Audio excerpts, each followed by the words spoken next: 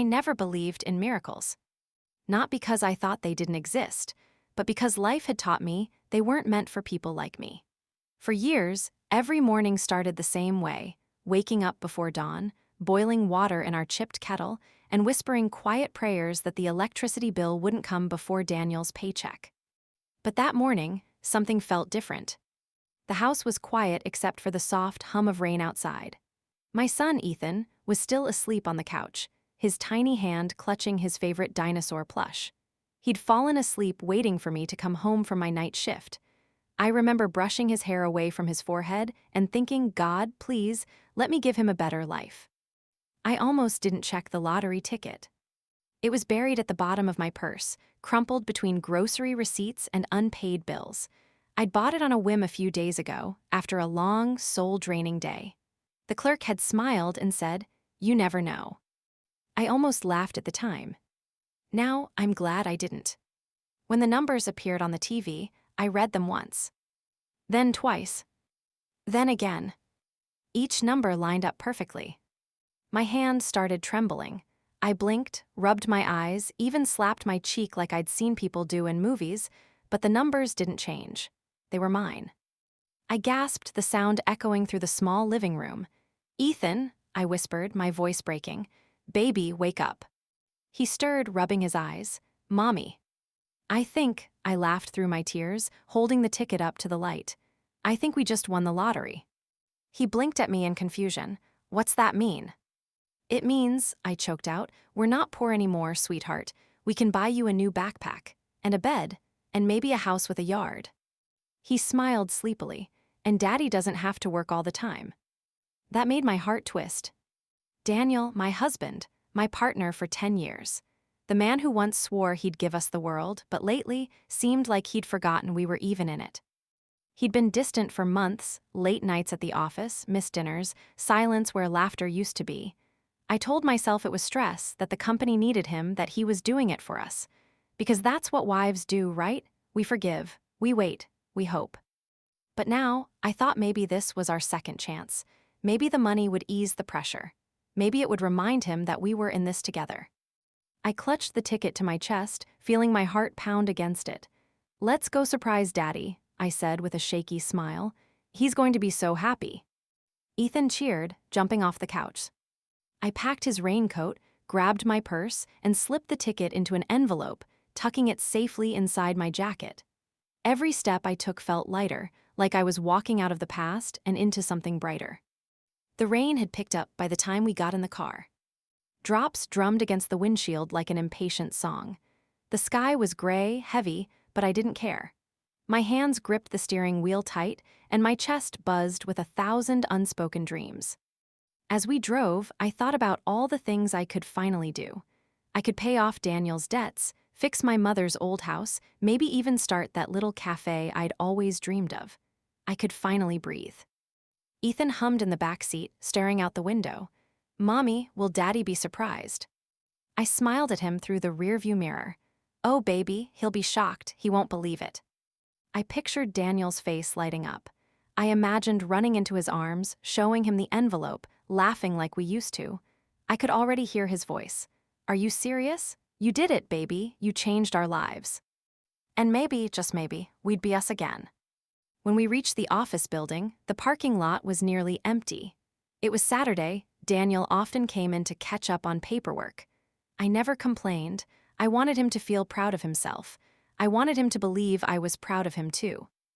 I parked the car, took a deep breath, and fixed my hair in the mirror. My reflection looked nervous, eyes puffy from crying happy tears, lips trembling with anticipation. "Ready?" I asked Ethan. He nodded, clutching my hand tightly as we stepped out into the drizzle. The air smelled of wet asphalt and coffee from the nearby cafe. I smiled at the receptionist as we entered. She looked up, surprised. "Oh, Mrs. Harlow, I didn't know Daniel was expecting you." "He's not," I said with a grin. "It's a surprise." She smiled politely, then turned back to her computer. I walked down the familiar hallway, my heels echoing softly against the marble floor. Each step made my heart race faster. Halfway there, I slowed. Daniel's door was slightly ajar. And I heard something. At first, it was just voices, faint, muffled. Then laughter, a woman's laughter. My stomach twisted. It was a soft, flirtatious sound, the kind I hadn't heard from him in months.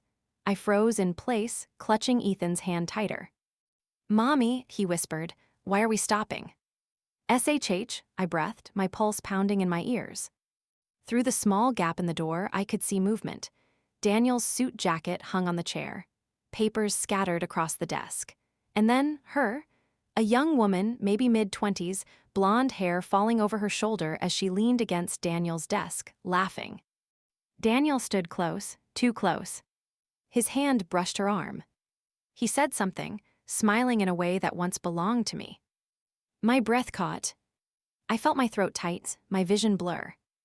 No. No, this couldn't be real. Not him, not us. I stepped back, shaking, my entire body going cold. My heart was pounding so loud I thought they'd hear it through the door. I wanted to run. I wanted to scream. I wanted to throw the envelope at him and tell him that while he was busy betraying me, the universe had chosen me, that I had the power to change everything now. But I couldn't move. I stood frozen, trapped between disbelief and heartbreak. Then I heard it. Her whisper. His low chuckle. And the sound of something that shattered me, a kiss. For a second, I forgot how to breathe. Ethan tugged my hand. "Mommy, what's wrong?" Before I could stop him, he took a step forward. "Daddy." The word pierced the air like a gunshot. The laughter stopped. The door creaked open wider, and there he was, Daniel, his face drained of color, his eyes widening as they met mine.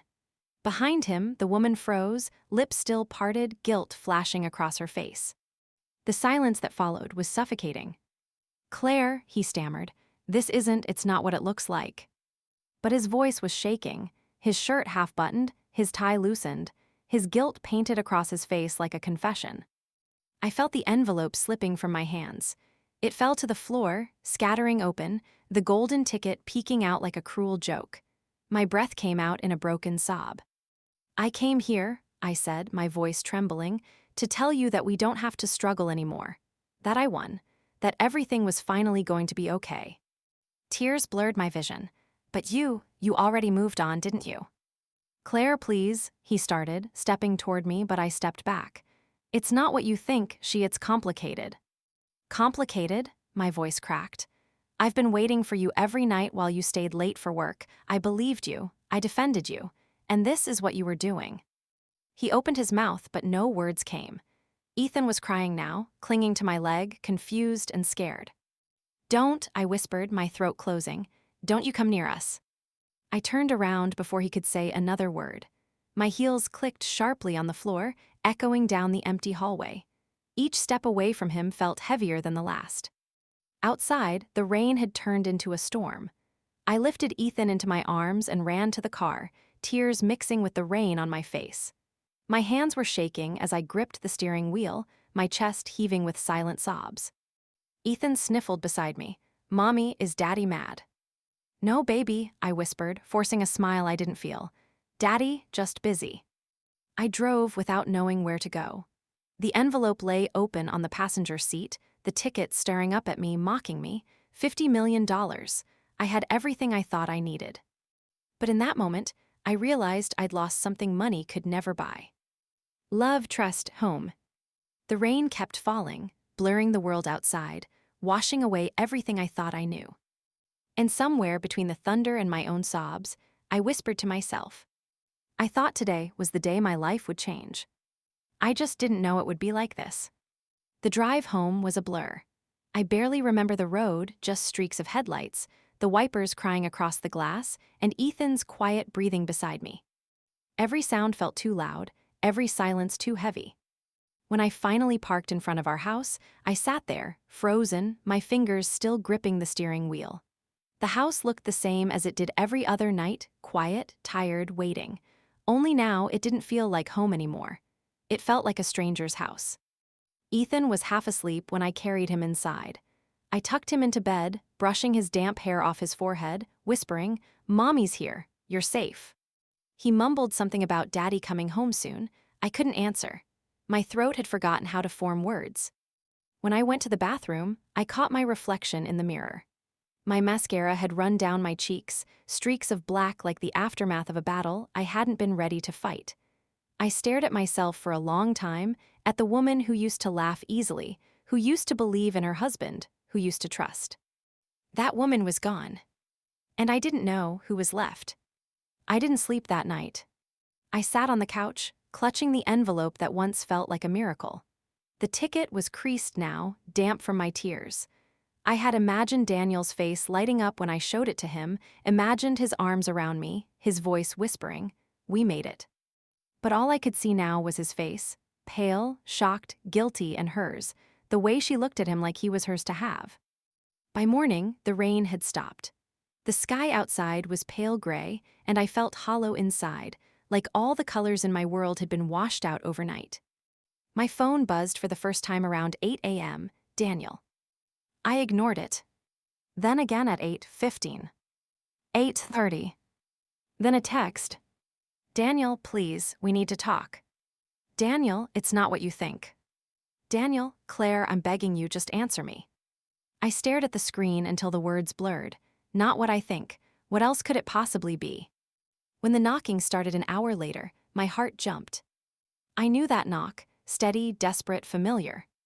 I didn't move. I sat still, my hand clenched around the ticket.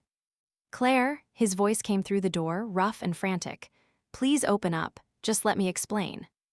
Ethan ran from his room, his eyes wide. "Daddy, here."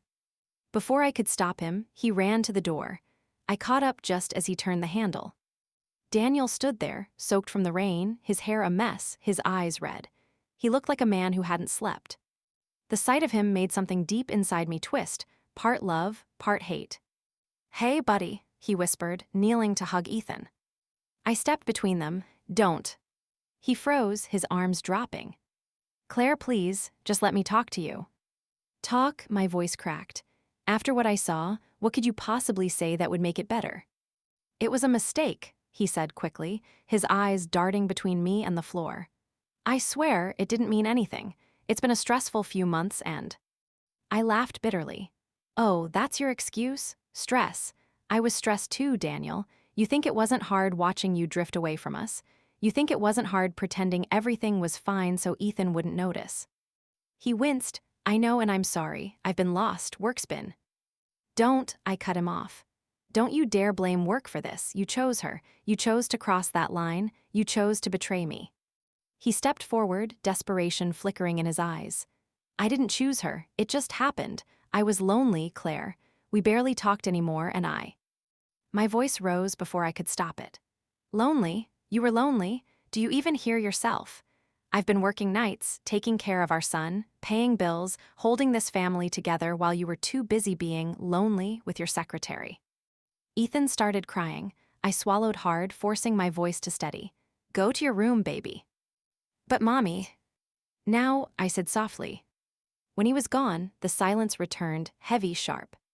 Daniel ran his hands through his hair, packing. "I made a mistake, okay? I messed up, I know that. But please, Claire, don't throw away everything we've built because of one stupid moment." "One stupid moment?" I whispered. "Do you even know how humiliating it was to walk in there with our son, holding the proof that our lives were finally going to change, and find you touching someone else?" He froze. "What do you mean, proof?" I stared at him, almost laughing at the irony. "I was coming to tell you that we won. $50 million, Daniel. 50 million. His mouth fell open. "What?" "Yeah," I said flatly. "I bought a lottery ticket. It was supposed to be our miracle. I was going to surprise you." He just stood there, his face pale, his lips parted. "Claire, You don't get to say anything."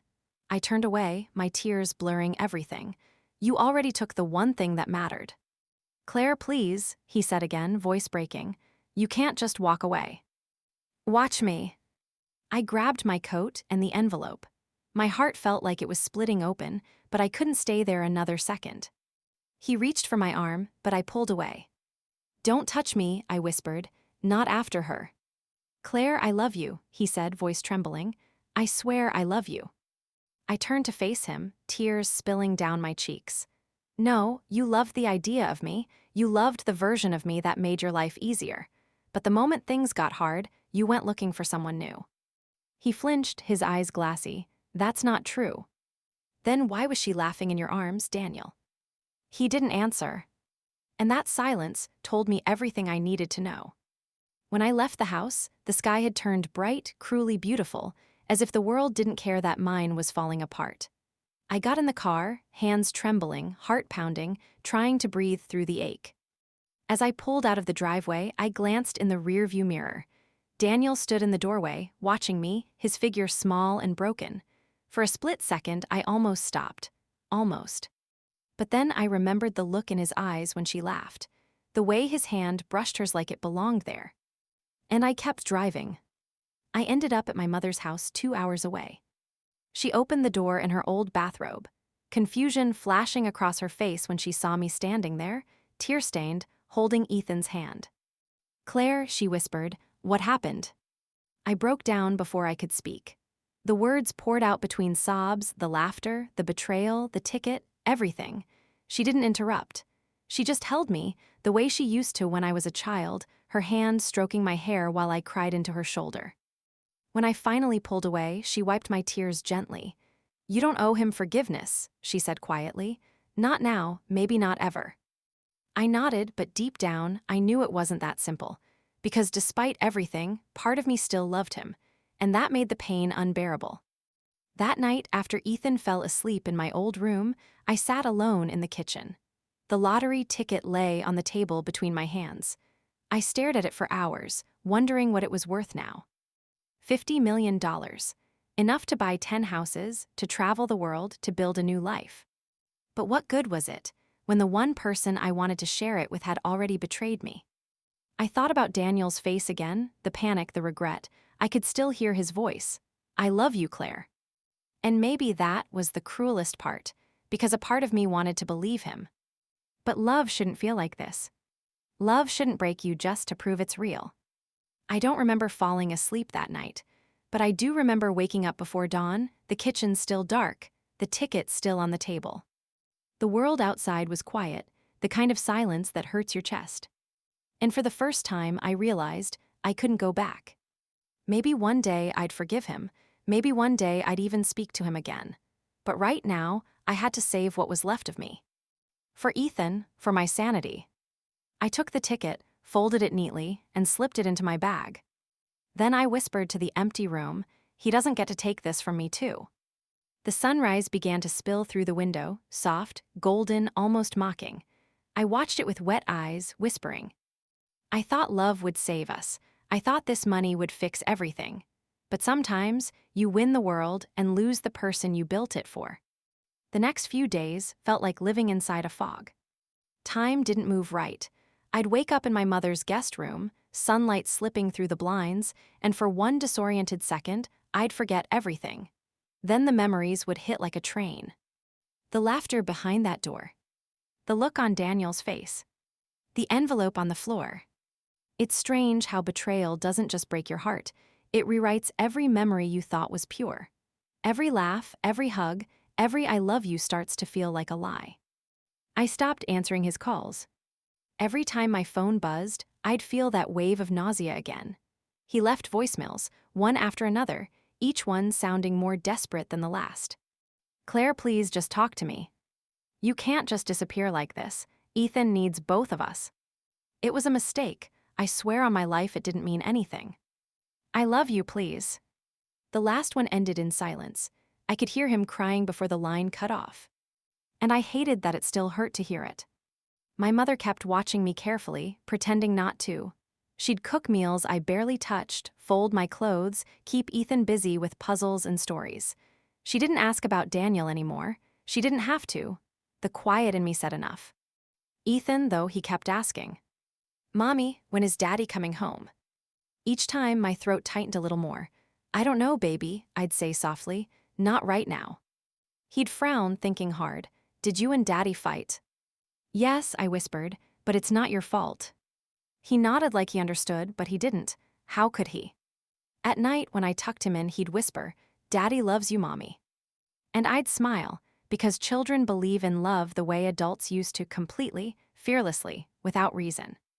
On the fourth night, I couldn't sleep. The rain had returned, tapping softly against the window. I sat in the living room, wrapped in a blanket, the house dark except for the faint glow of the streetlight outside. That's when I heard the car. Headlights swept across the curtains, a door slammed. My stomach dropped. A second later, the knock. Firm, familiar. I didn't move at first. I just stared at the door, my heart pounding so hard it hurt. Then I heard his voice, "Claire, please." I closed my eyes, pressing my hand to my mouth. I wanted to pretend I wasn't here, but I knew he'd stay. He always did when he wanted something badly enough. "Claire, I just need to talk to you. 5 minutes, please." I finally stood, wrapping the blanket tighter around me, and opened the door. Daniel stood there, soaked again, like he'd walked through the storm itself. His eyes were red, his face hollow. He looked nothing like the man I used to know and everything like the man who broke me. "What are you doing here?" My voice came out cold, almost unrecognizable. "I needed to see you." "You shouldn't be here, Daniel. Go home." "I am home," he said quietly. "Wherever you and Ethan are, that's home." Something in me twisted painfully. "Don't say things like that, not now." He stepped forward, his eyes pleading. "Claire, I'm sorry, you have to believe me. What happened, it was stupid. It meant nothing. I've been falling apart without you." I laughed bitterly. "Falling apart? You seemed fine when I saw you last," laughing, touching her like she was the only thing keeping you alive. He flinched, his voice cracking. "It wasn't like that. I was lost. I thought you didn't love me anymore." That sentence hit me like a slap. "You thought I didn't love you?" I whispered. "Daniel, I worked double shifts so you could finish your degree. I pawned my wedding ring last year so you could pay off your loan. And you thought I didn't love you." He looked down, ashamed. "I didn't ask you to do that."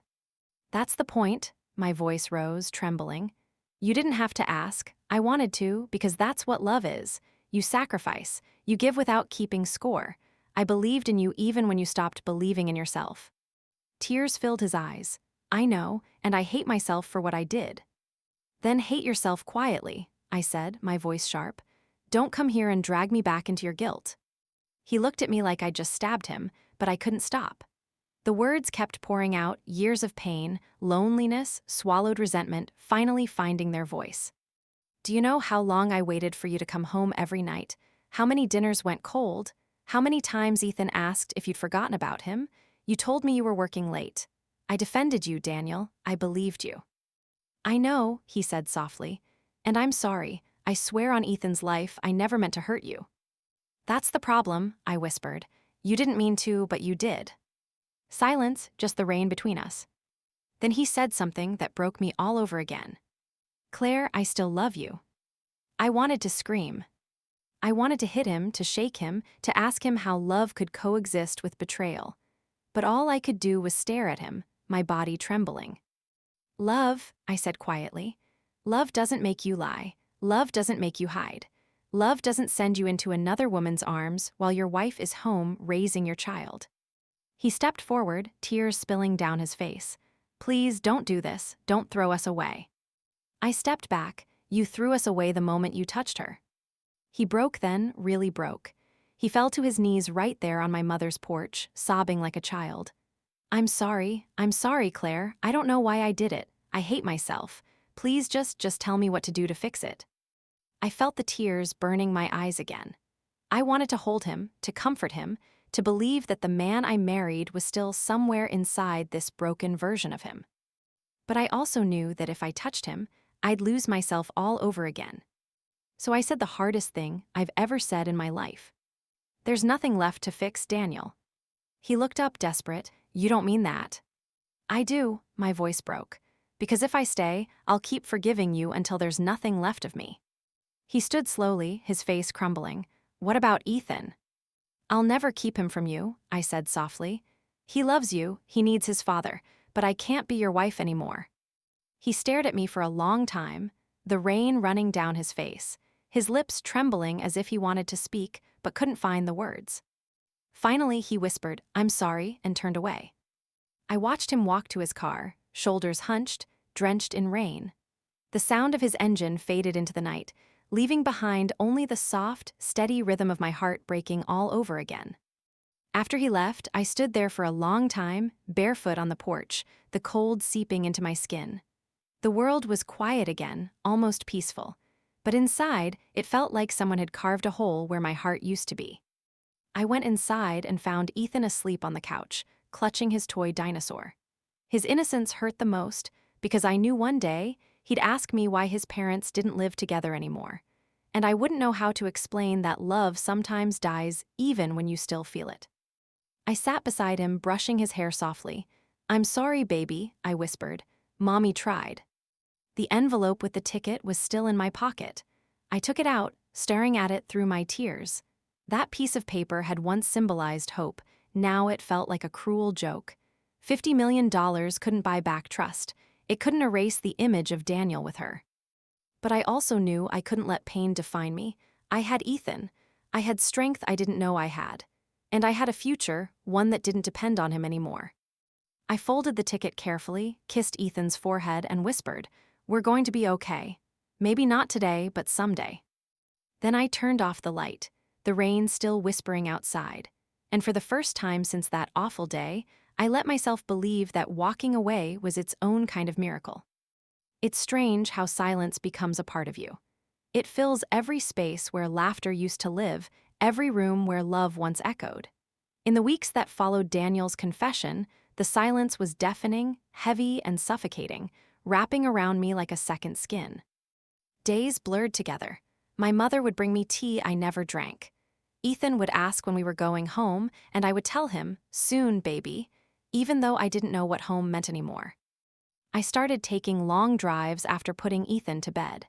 Just me, the road, and the ghosts of everything I was trying to forget. But the truth is, you never really escape your memories. You just learn to survive inside them. One night, I drove to the ocean. It was the same place Daniel and I used to visit when we were first married. The air was cold, the waves violent, the wind sharp enough to sting. I sat on the sand, clutching my knees to my chest, staring at the horizon until it blurred with my tears. And somewhere between the sound of the waves and the ache in my chest, the memories came back, uninvited, vivid, and merciless. Flashback 10 years earlier. It was the summer of our second anniversary. We didn't have much back then, just a tiny apartment with peeling paint and one couch that doubled as a bed when guests came over. We didn't even own a TV. But God, we were happy.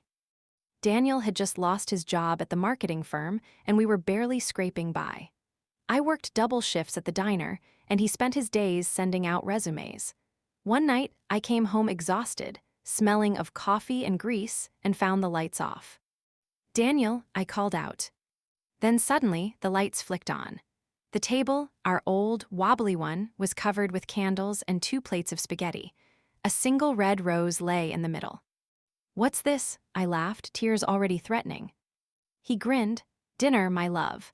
Courtesy of Chef Daniel, who, by the way, burned the first batch of noodles, so this is technically the sequel."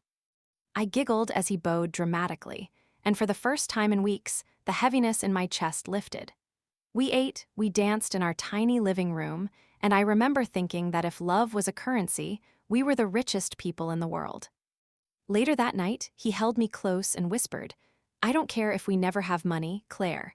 As long as I have you, I'm already home." Those words branded themselves in my heart, a promise that felt unbreakable. But promises fade. People change. And love can disappear quietly, without warning, like a candle running out of oxygen. Flashback the struggles. After Ethan was born, everything shifted. Daniel started working longer hours, chasing promotions, chasing the life he thought we deserved. I used to stay up for him, dinner waiting, the house clean, exhaustion sitting heavy on my shoulders. Sometimes he wouldn't come home until past midnight.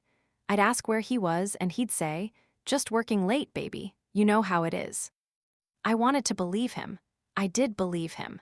Because believing the lie was easier than facing the fear that maybe, just maybe, I wasn't enough anymore. One night, I found him asleep at his desk. His hand was still gripping a pen, papers scattered everywhere. I covered him with a blanket and kissed his forehead. He stirred and whispered my name, half asleep. "Claire." I smiled then, because even in his dreams, he remembered me. But somewhere along the line, He stopped saying my name. Back at the ocean, the waves kept crashing. The sound was almost comforting, like the heartbeat of something bigger than all my pain. I pulled the lottery ticket from my jacket pocket and stared at it again. The paper had softened from being handled too much. Its edges were frayed, now fragile, just like me. $50 million, I murmured to myself, my voice swallowed by the wind. And it means nothing. I closed my eyes and let the tears fall. Not just for Daniel. Not just for the betrayal. But for the girl I used to be, the one who believed love could survive anything. Flashback: the proposal. We were both 25, broke, and reckless. Daniel proposed on a park bench near the train station. He didn't have a ring, he didn't even have a plan. He just looked at me with those boyish, terrified eyes and said, "I can't promise you the world, but I can promise you my heart." And I said yes, because I didn't want the world, I just wanted him. For years, I held onto that memory like a lifeline. It was the image I clung to when things got hard. The image that told me we were unbreakable. But now, looking back, I realize something painful. Sometimes love doesn't shatter all at once. Sometimes it dies one compromise at a time, one unspoken resentment at a time, one late night at a time. The tide crept closer, cold foam licking at my feet. I didn't move.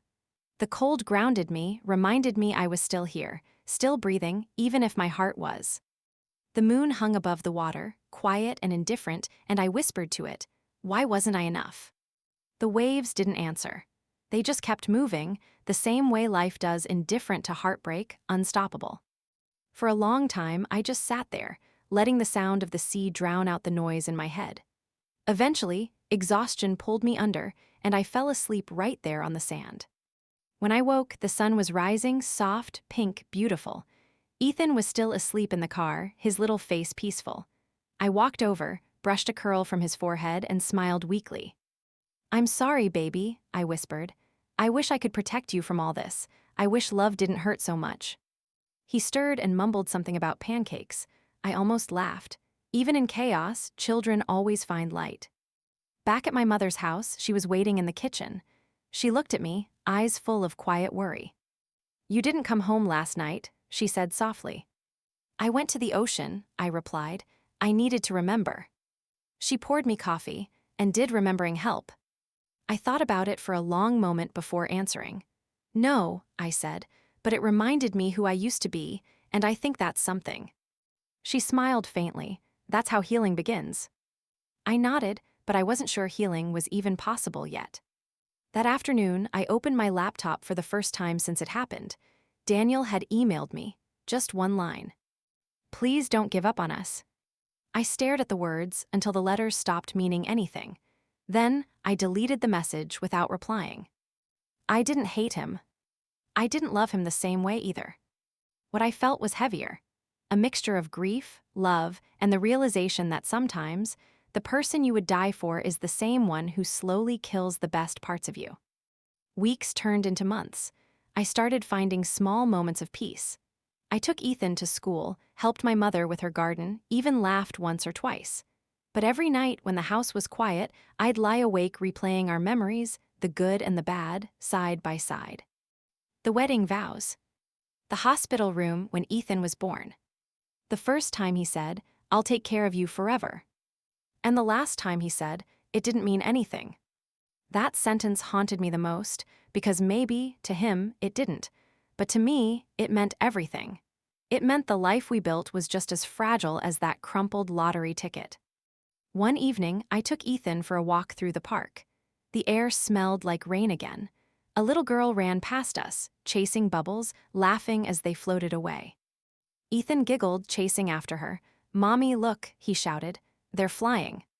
I smiled, watching him, realizing something I hadn't before. Children don't hold on to pain.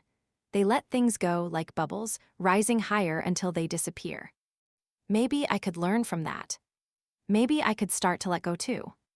I didn't know where life was taking me next. I didn't know what I'd do with the money or with the emptiness Daniel left behind. But I knew one thing: the woman who sat crying on that office floor was gone. And the one who rose from that sand by the ocean. She was still broken, but she was beginning to heal. That night before bed, I took the lottery ticket out again and pressed it to my chest. For years, I whispered, I prayed for a miracle, and maybe this is it. Not the money, not the win, but the strength to start over. Then I turned off the light, held Ethan close, and let the darkness swallow the rest of my tears. Because for the first time, I wasn't afraid of it anymore. It's been 3 months since I walked out of Daniel's life. 3 months since the day I stood in the rain and told him it was over. Sometimes it still feels like yesterday. Sometimes it feels like another lifetime. The mornings are quieter now. I wake up to the sound of birds outside my mother's house and Ethan's soft humming in the next room. There's peace in the small things, the smell of coffee, the way sunlight filters through the curtains, the sound of my son's laughter. But peace isn't happiness. It's just silence where the pain used to scream. And yet, even silence has an echo. Everywhere I go, Daniel's ghost follows. His shirts still hang in a suitcase at the back of my closet. His cologne lingers on one of my scarves. Sometimes, when I'm tired and half asleep, I swear I can feel him beside me, the warmth, the weight, the familiar rhythm of his breathing. Then I open my eyes, and there's only emptiness. I thought cutting him out of my life would heal me. But grief isn't linear. It twists and turns, dragging you backward when you least expect it. Some mornings I wake up angry, wanting to scream at him all over again. Other days, I just miss him, the sound of his laugh, the way his hand fit perfectly around mine, the way he used to say my name like it was something sacred. But then I remember her. That image behind the door. The sound of her laugh, his voice blending with hers, and the ache comes roaring back, sharp as glass. I try not to let Ethan see it. He deserves better than a broken mother. "Mommy, can Daddy come for my school play?" he asked one morning as I was tying his shoelaces. The question hit me like a knife. "Of course, baby," I said softly. "If he can, he will."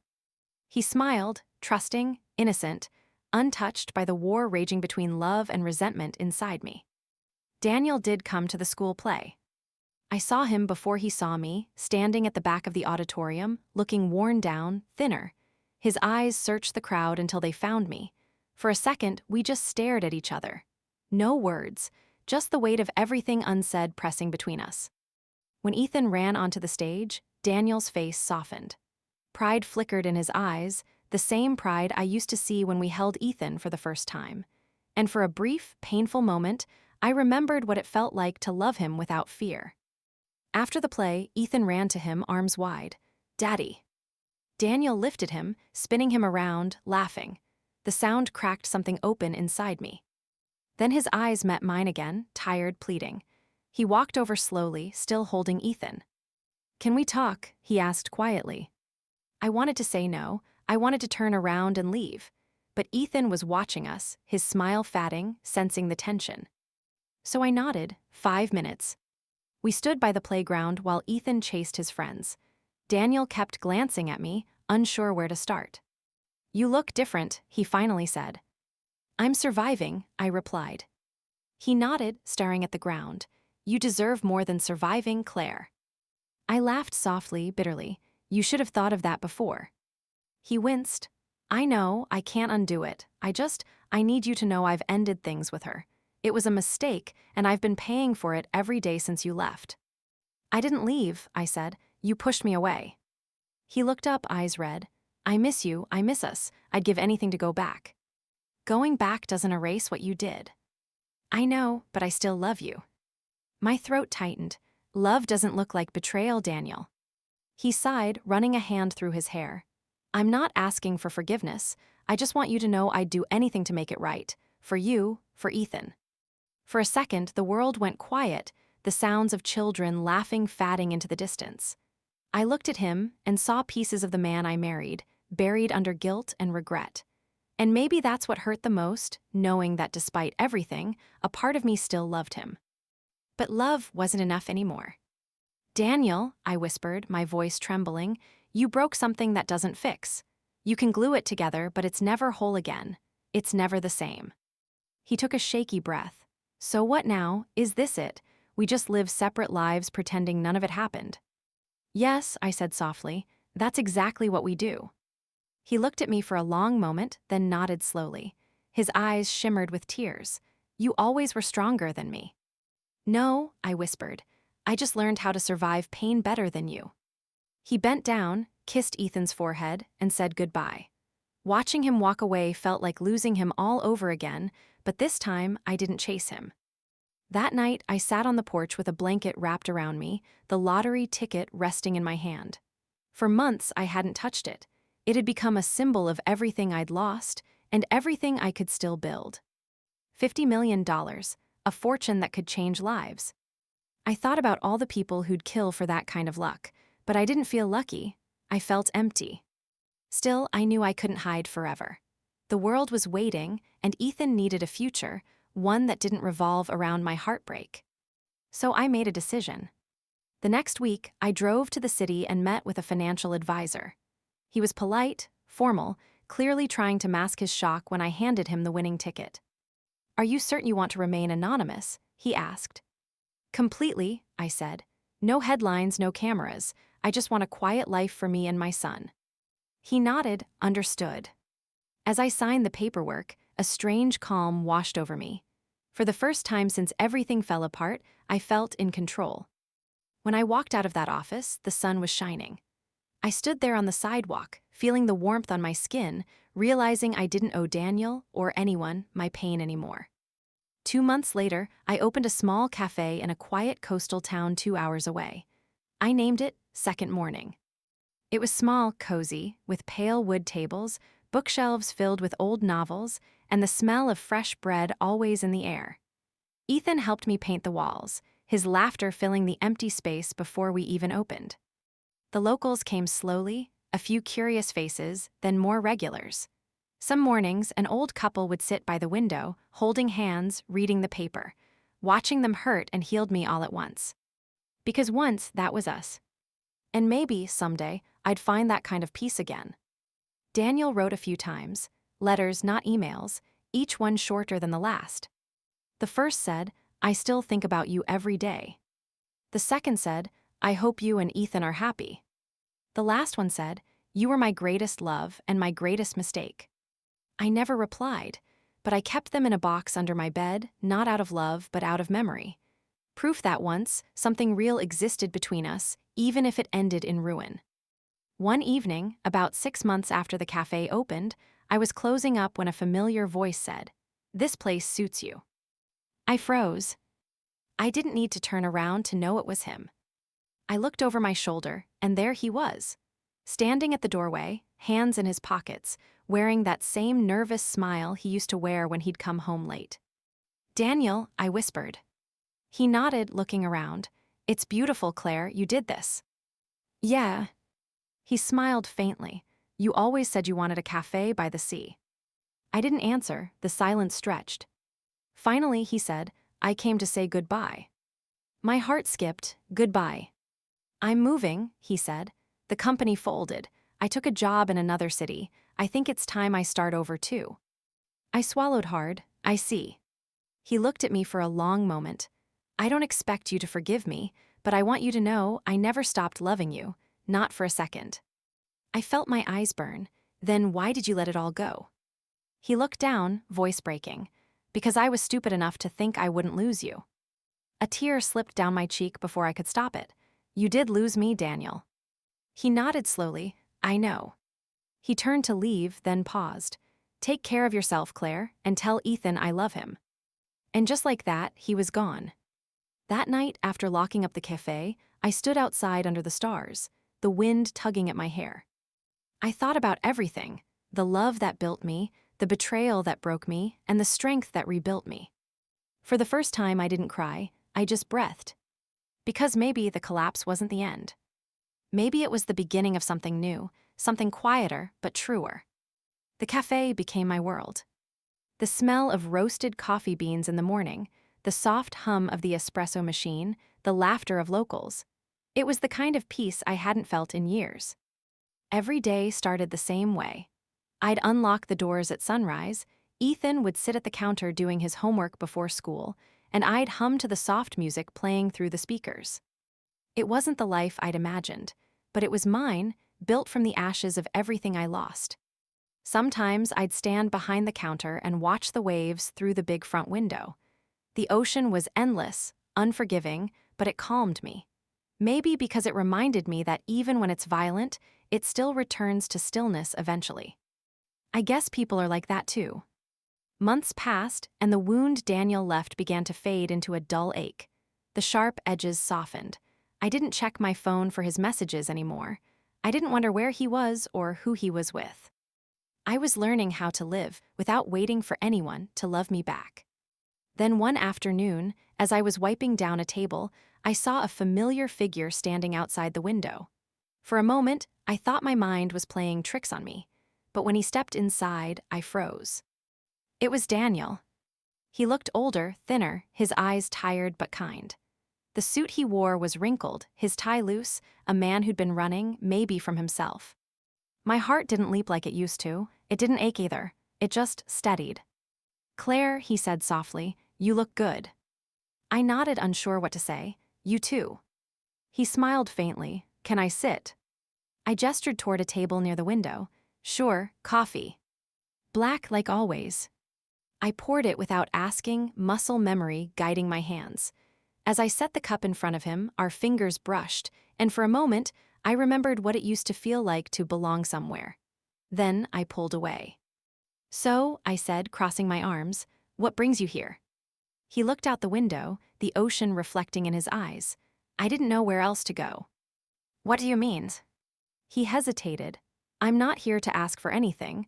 I just wanted to see you, to tell you something I should have said a long time ago."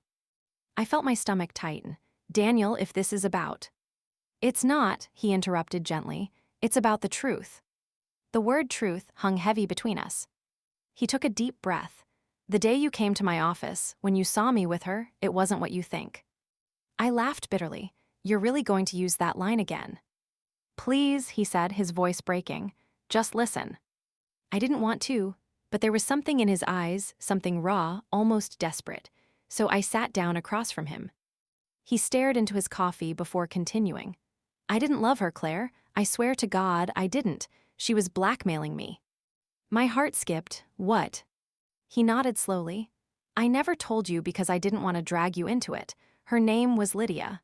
She started at the company about a year before that. Smart, ambitious, and she knew exactly what she wanted." "And what she wanted," I said coldly, "was you." "Not me," he said. "My position, my access. She found out about some discrepancies in the company's finances. My boss was involved in something illegal, falsifying contracts, money laundering. She caught wind of it, and when she realized I knew too, she used it." I frowned, my pulse quickening. "Daniel, what are you saying?" "She threatened to expose me," he said, his voice low. "Said she'd tell everyone I was part of it if I didn't keep quiet. And when I tried to report her, she twisted it, made it look like I was the one harassing her." I blinked, disbelief flooding me. "You expect me to believe that?" "I don't expect anything," he said quietly. "I just need you to know the truth. That day, when you walked in, she just told me she was going to ruin me. I was trying to calm her down. She kissed me, and that's when you came in." My chest tightened. The memory replayed in my mind, the laughter, the closeness, the kiss. My hands started to shake. "Why didn't you tell me this then?" I demanded. He ran his hands through his hair, his voice trembling. "Because I knew you wouldn't believe me, and I was ashamed. The investigation started 2 days later. I lost everything. I thought I'd protect you by keeping you out of it. But by the time I realized what I'd done, I'd already lost you too." I stared at him, my heart pounding so hard it hurt. For months, I'd hated him, cursed him, replayed that moment like a movie I couldn't stop watching. And now he was telling me it wasn't what it seemed. I wanted to scream, to hit him, to cry. But I just sat there, silent, drowning in confusion. "Why are you telling me this now?" I finally asked. He swallowed hard. "Because she was arrested last month. The truth came out. The company cleared my name. But it doesn't matter anymore. I already lost the only thing that mattered." He looked up at me then, his eyes glistening. "You." The cafe felt too small suddenly, the walls closing in around us. My hands trembled on the table. "Daniel," I whispered, but I didn't know what else to say. He stood slowly. "I didn't come here to win you back. I just wanted you to know I wasn't the man you thought I was. I loved you, Claire. I still do, always will." He placed a folded piece of paper on the table and turned toward the door. Daniel. But he was already walking away. I sat there staring at that paper for a long time before unfolding it. It was a letter, his handwriting shaky, uneven. If you're reading this, it means I found the courage to face you. I don't expect forgiveness. I don't deserve it. But I need you to know I never stopped loving you, even when I didn't know how to show it. If life ever gives you peace, please hold on to it.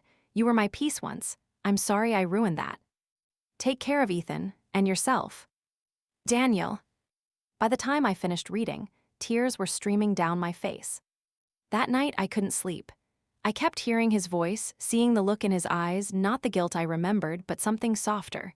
Regret, honesty. Could it be true? Had I spent all this time hatting a man who was only guilty of being trapped? I went to the window and stared at the ocean, the waves glittering under the moonlight. My reflection stared back, older, wearier, but not bitter. For the first time, I wondered if forgiveness wasn't about him at all.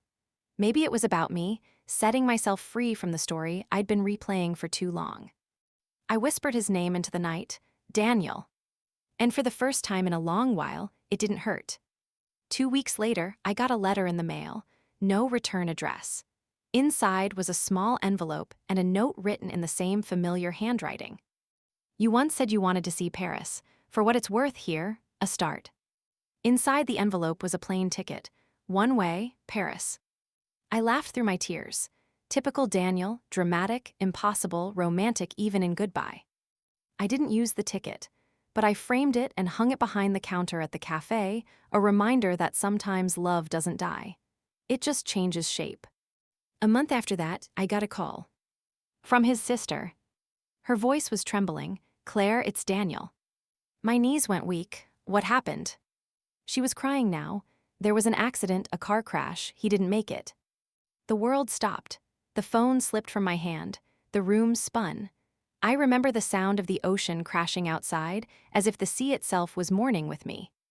I sank to the floor, my body shaking with sobs that came from somewhere deeper than grief, from a place where love and pain were indistinguishable. He was gone. And just when I had finally started to understand him. Days passed like fog. The cafe stayed closed. People left flowers at the door. His sister sent me his things, a watch, a wallet, and one final letter. Claire, if you're reading this, I guess I didn't get to say goodbye in person. I wanted you to know I never blamed you for walking away. You were right to. I wasn't the man you deserved, but I loved you the only way I knew how. Please tell Ethan I'm proud of him, and tell him that no matter what, he was my greatest joy. Love always. Daniel. I pressed the letter to my chest and cried until there was nothing left inside me. The next morning, I walked to the shore and threw the lottery ticket into the ocean.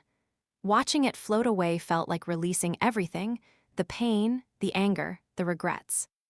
Maybe life had given me $50 million, but the real gift was something else. The strength to love, lose, and still keep living. That night, I opened the cafe again. A few regulars came in, offering quiet smiles. Ethan helped me wipe tables, humming softly to himself.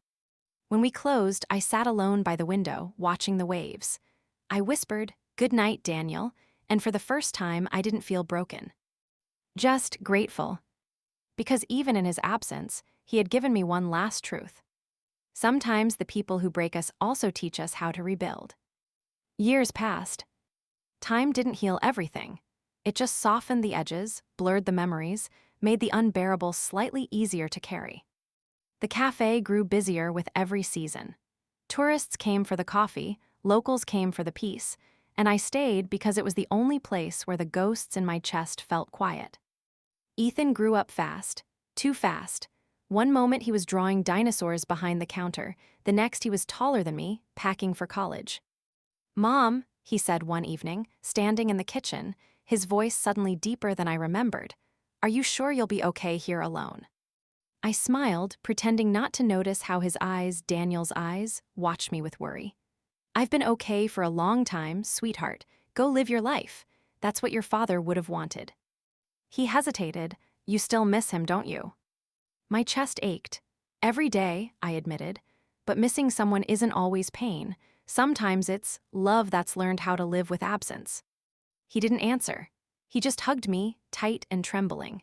And for the first time, I realized that while I'd been trying to rebuild myself, I'd also built him strong, kind, resilient. A living reminder that something good still came from all the heartbreak.